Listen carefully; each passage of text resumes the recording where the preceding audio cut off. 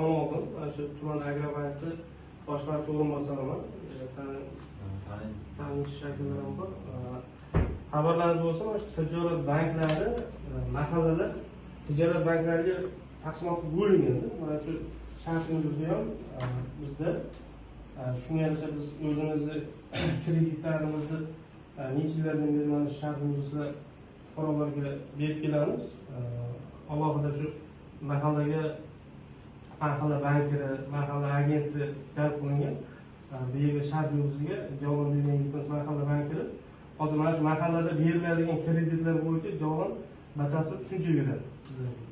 Keyin savollar bo'lsa bemalol berishlari mumkin. Biz Agrobankka 5 ta mahalla biriktirilgan. Sharqo'zi, Robot, Nurobshon, Noshlik va Toshkeskan.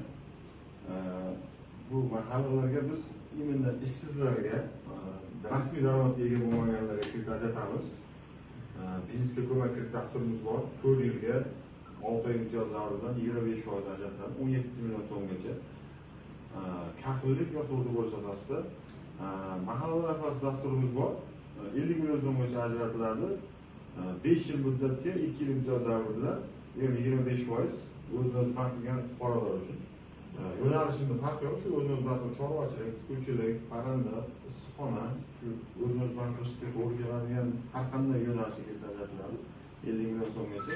Keyin yuridik shaxslarga hududdagi yatibda, MCJ yoki oilaviy korxonalarga Prezidentning 310 qarori asosida 100 million so'mgacha garovsiz, sug'urtasiz 100 milliondan oshgan summasiga likvidli garov qo'yish asosida 300 million so'mgacha ajratiladi.